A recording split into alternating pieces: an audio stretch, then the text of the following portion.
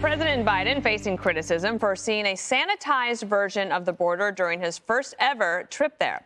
He's in Mexico now and is about to meet with the country's president after spending a total of 4 hours on the ground in El Paso, Texas.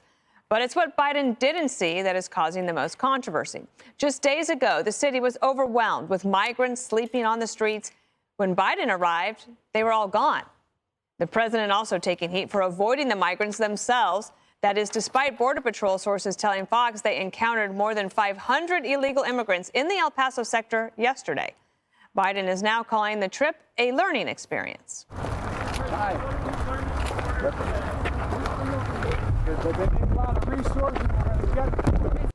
And one of the most notable moments of the trip happened when Texas Governor Greg Abbott hand-delivered President Biden a scathing letter about the border crisis. It accuses Biden of emboldening the cartels. Abbott is also furious over accusation that Biden's visit was whitewashed. He was receiving a sanitized review of what was going on the border. And I pleaded with him to go talk to the ranchers, thousands of ranchers along the border whose lives are being completely disrupted. So it's outrageous. I asked the president to go down and see for himself where people are crossing the border illegally. Obviously, he did not do that. The only reason why we have these people coming across the border like we do is because both the Homeland Security Secretary and the president are not enforcing current laws. So, Jesse, now the president can answer the question. It's not, why haven't you gone to the border? So now that they feel like they've gotten over that hurdle. But it doesn't seem like there's a plan to do a lot of other things. And how can this just be a learning experience at this point, 2 years in? Yeah, everything's a learning experience for Joe. I remember my grandmother visited me at college. And my parents said Graham was coming to visit and to make sure everything was in order. I just remember her taking everything in my dorm room, just putting it all in the closet. And she walks in and I say, oh, Graham, you know, this is where you study, Jesse. Yes. Yes, now let's get out of here so we can get back to normal. That's what happened. Joe is everyone's grandmother that came to visit them at college. See no evil, hear no evil. There was one point where I thought reality television was real. And then I was at the Jersey Shore, and I saw them filming an episode of the Jersey Shore. And I saw everybody was out on the beach, and there was a crowd of producers around Mike the Situation. And Mike the Situation needed a cigarette. So one of the producers goes and just grabs some random woman and then just pushes her next to Mike, and just she hands Mike a cigarette, and they film the whole thing. And I thought to myself, this isn't a reality show. This is staged. And you see Donald Trump, they say, is a reality show president. Joe Biden has a fake White House set. Joe Biden has scripted pressers. Joe Biden comes out and says record inflation is 0. Everything is fake. Now, I'm not saying he has to go and do a ride along with the Border Patrol and dive into the Rio Grande and, like, you know, snatch a coyote out and cuff him up. That's not what you want. A fact-finding mission. This was a fact-hiding mission. You want to show the president what it's like, not hide from the president the reality of the situation, so then he can go back into Washington and say, this is what we need to do. He did a photo op at the wall he defunded. Think about that. And he thinks this is some sort of success story. Look at him again. He defunded that wall. And a day ago, there was about 50 migrants sitting there, and then they clear them all out. And Joe Biden asked these people, well, if I had a magic wand, if I could wave a magic wand, what would you have me do? Well, it's clear that they can clean up the border. They did it for the president. So just enforce the law that's already on the books. That's all we're asking you to do, Joe. There's so many places to take this. I do think it's interesting that the media, when a president goes somewhere, they have to cover it. Moderate Joe is back. Yep. Remember Moderate Joe? This is Moderate Joe. It's a learning experience. Will soon be a quickly forgotten one. But to his defense, I've always said this, better late than never, which is also the motto for Joe's morning BM. But it's good. I just hate the fact that they act like this was a hard thing to do. Like he's got a full plate. The only thing he has on his plate is Jell-O. Fact is, he's not taking a connecting flight like out of Chicago. He's not going through TSA and LaGuardia. He has his own plane. What took him so long? And I think it's fair to say, and you're right, arresting migrants, why How could that be? Because they're illegal. You're not supposed to say that until a president comes to town, and then suddenly they become illegal. They weren't illegal before. So the laws do not apply for the people that live there, only when the president arrives. That's garbage. The law should be enforced when everybody's there, even if the laws suck. And I have an analogy, and I think it might be better than your grandmother one. I think it's better. Let's hear it. Go for it. The Biden cleanup is just like what lousy tenants do when they move out in order to save their deposit, right? You know, to get the fresh coat of paint over the blood stains. They go to Albertsons and rent the giant special vacuum that sucks up hair and teeth. But the worst thing about this is that he's doing it out in the open. We're all watching this. We're the landlords, and we're seeing him do this. We're watching the whole theater. As you say, this is all like drama.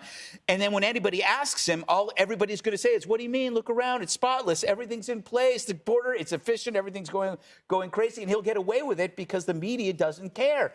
I think it was on Friday, he blamed the murder of a police officer on April 2nd, 3 months after January 6th, on January 6th. The killing of Billy Evans was by a radical Nation of Islam follower. Ran him over in a car. And he blamed it on insurrectionism.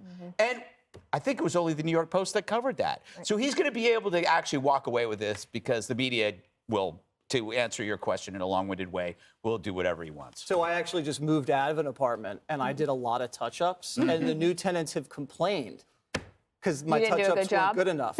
And now I might have to What were your lose the touch-ups? deposit. I'm curious. Paint touch-ups. But they said there was a lot of holes in the plaster that required, like, spackling. I don't spackle. No, you've got to spackle before you paint. Someone to spackle. I don't spackle. Yeah, I don't think you could spackle. Jessica, it is interesting for a president to not be curious as to why does everyone think that my Department of Homeland Security secretary should resign? I mean, there's multiple calls for it from across the government. And obviously, it's the border towns in particular, or border states, saying that this guy is not doing his job. But Joe Biden's like, I think he's good.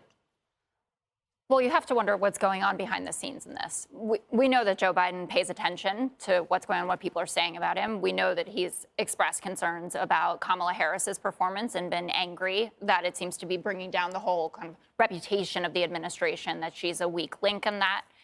So I'm sure that he is concerned, especially heading into now a Republican-controlled Congress, that he might be facing impeachment hearings with Secretary Mayorkas, whatever investigations are going to do into him and his family. And I know we're going to talk about that later in the show.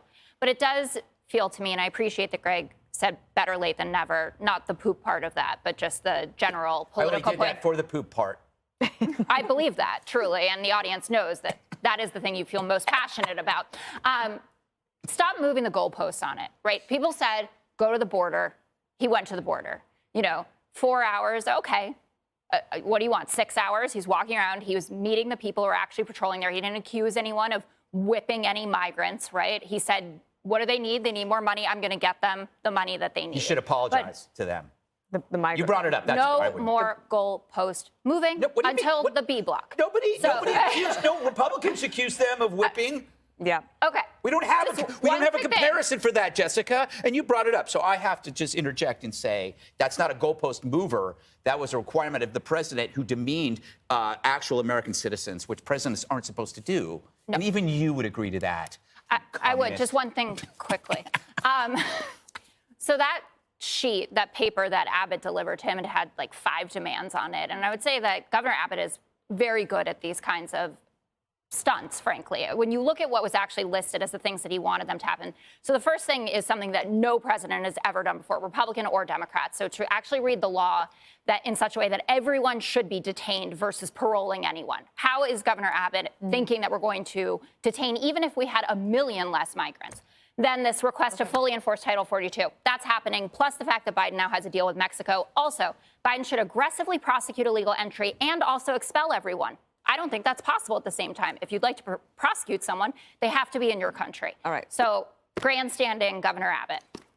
What I talk about grandstanding, I mean, does it count if you go to the border and you completely eliminate something with a lie by erasing the problem from the streets of El Paso and acting like that's the issue? I mean, if you want to a lesson in government propaganda 101. Look at exactly what they did ahead of Joe Biden's visit to this place. He went to a processing center, didn't meet with any actual migrants to ask them about maybe what's happening at the border.